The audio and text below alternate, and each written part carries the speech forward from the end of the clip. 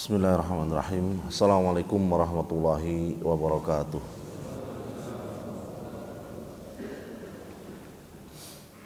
Alhamdulillah. Alhamdulillahilladzi ahyana ba'dama amatana wa ilaihin nusur. Alhamdulillahilladzi bi ni'matihi tatimmus shalihat. Alhamdulillahilladzi hadana li hada wa ma kunna linahtadiya laula an hadanallah. Asyhadu an la ilaha illallah wahdahu la syarikalah wa asyhadu anna Muhammadan abduhu wa rasuluhu wa la nabiyya ba'dah. Allahumma shalli wa sallim wa barik ala Muhammad ibni Abdillah khairul bariyah wa ala alihi wa ashabihi wa man walah. Wa la haula wa la quwata illa billah. Qala rabbi shrah li sadri wa yassir li amri wahlul 'uqdatam min lisani yafqahu qawli. Allahumma la ilma lana illa ma 'allamtana innaka antal alimul hakim wa tub 'alaina innaka antat tawwabur rahim. Allahumma arinal haqqa haqqan warzuqna ittiba'ah wa arinal batila batila warzuqna ijtinabah. Amma ba'du. Jamaah salat subuh Masjid An-Nikmah yang dirahmati Allah Subhanahu wa taala. Bersyukur kita kepada Allah Subhanahu wa taala yang masih memberikan kesempatan untuk bisa kita hidup kembali sesudah kematian sesaat, untuk menunjukkan bahwa hari akhir itu adalah hak, bahwa kematian itu adalah hak, bahwa Allah Subhanahu wa taala menggenggam jiwa-jiwa manusia dalam keadaan tidurnya, kemudian mengembalikannya sebagai bagian dari pelajaran bahwa apa yang setelah mati itulah yang seharusnya menjadi fokus dalam kehidupan ini. Kalau kematian yang tidak diberikan kesempatan untuk hidup kembali, maka itu adalah kematian yang akan menuju gerbang alam barzah, yang di situ akan ada malaikat-malaikat yang mulai menanyakan apa yang sudah kalian lakukan dengan kehidupan sebelum hari ini. Pada saat itulah kesempatan manusia tertutup untuk memperbaiki apa yang telah mereka perbuat dalam kehidupan ini.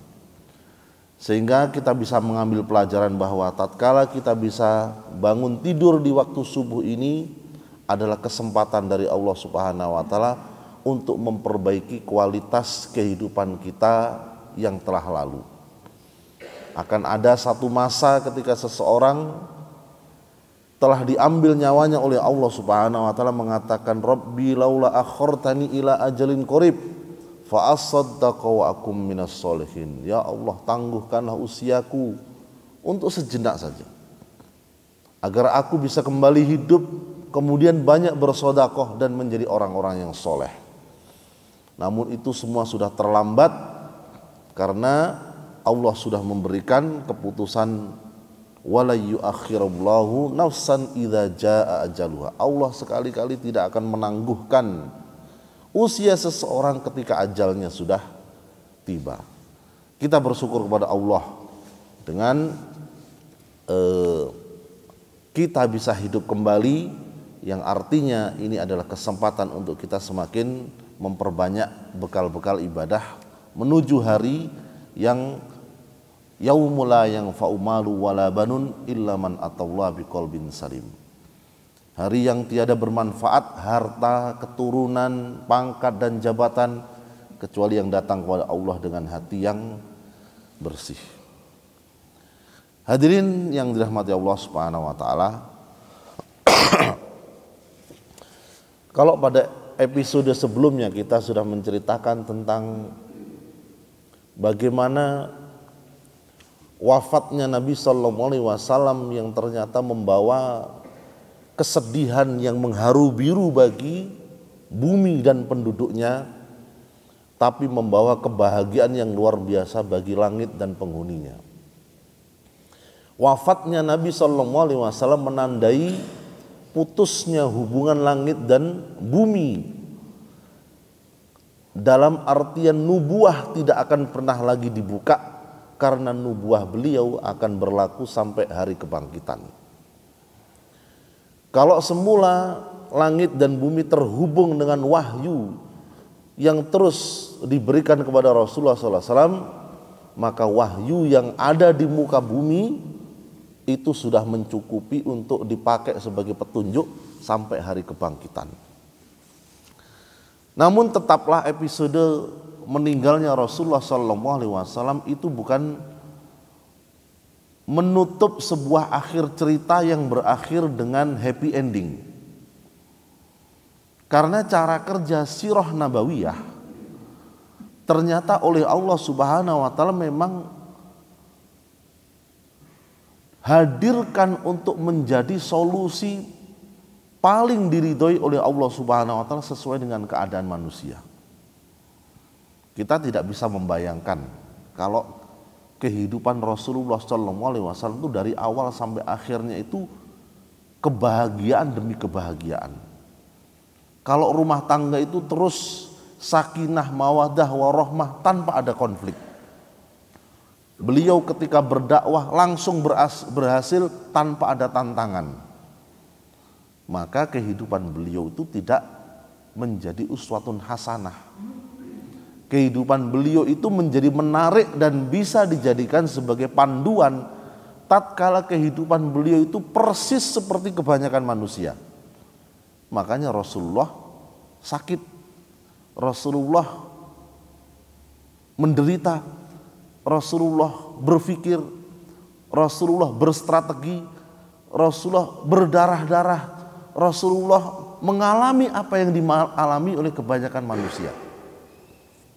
Rumah tangga beliau ada romantika-romantika yang mewakili dari kasus-kasus umat yang memang mereka membutuhkan contoh terbaik. Kita sudah sering sampaikan bahwa sirah nabawiyah ada dua cermin yang perlu dilihat. Yang pertama adalah tatkala beliau belum menjadi nabi dan tatkala beliau itu sudah menjadi nabi. Dari 0 sampai usia 40 tahun adalah masa qoblal bi'sah, sebelum beliau diutus. Fokusnya adalah bagaimana pendidikan ketika Allah Subhanahu wa taala menyiapkan calon pemimpin terbaik. Di sini kita bisa melihat sebuah inspirasi yang luar biasa untuk pendidikan anak usia dini, pendidikan remaja, kemudian pendidikan orang-orang dewasa, apa yang harus dilakukan sebelum usia 40 tahun. Saat itulah Nabi itu menjadi objek pendidikan dan Allah yang langsung mendidik beliau. Ketika beliau sudah menjadi Nabi, saat itulah beliau itu menjadi subjek pendidikan dan para sahabat itu menjadi objeknya. Menjadi objeknya. Nabi sekarang menjadi sang guru, para sahabat menjadi murid-muridnya.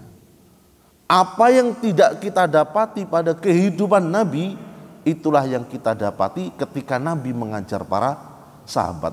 Maka menjadi satu kesatuan yang utuh.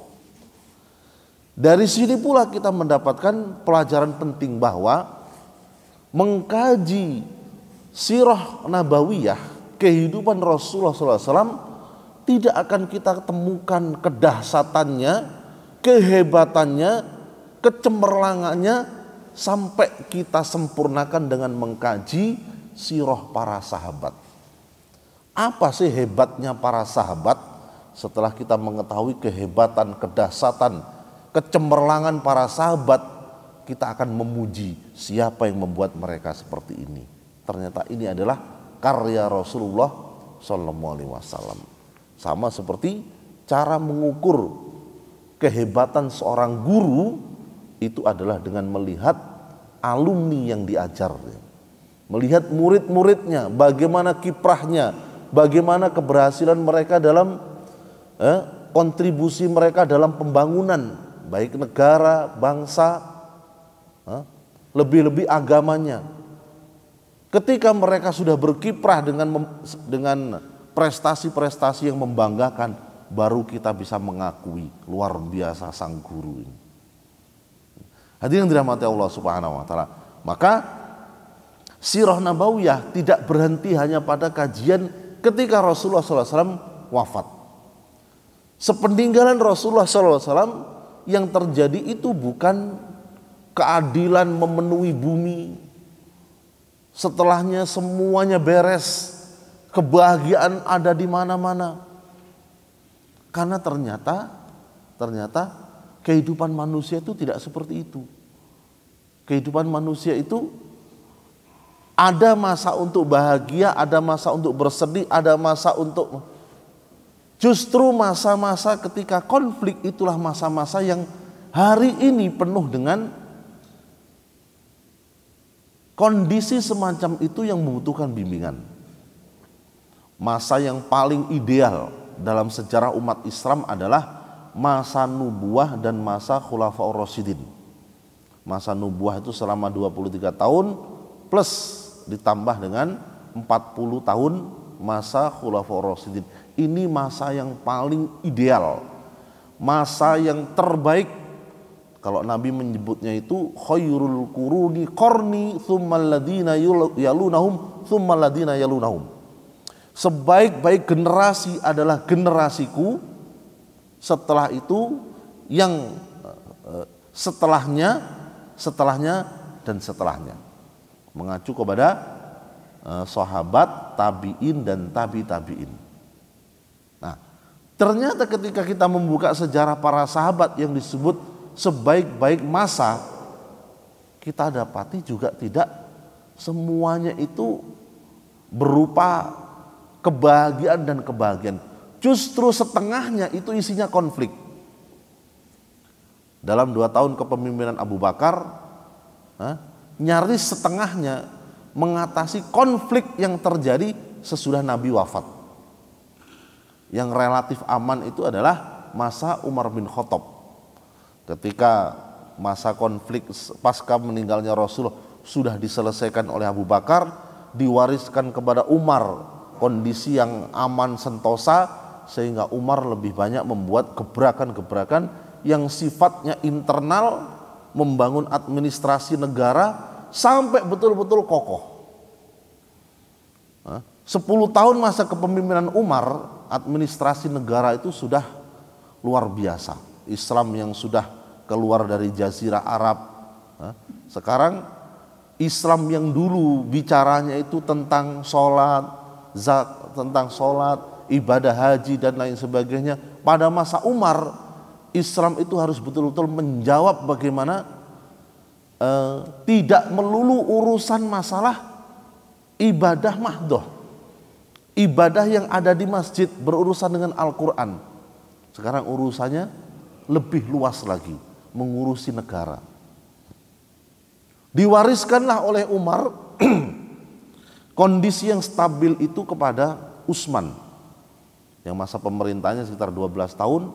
Setengah pemerintahannya itu aman sentosa. Setengah berikutnya di masa pemerintahan Utsman itu adalah konflik.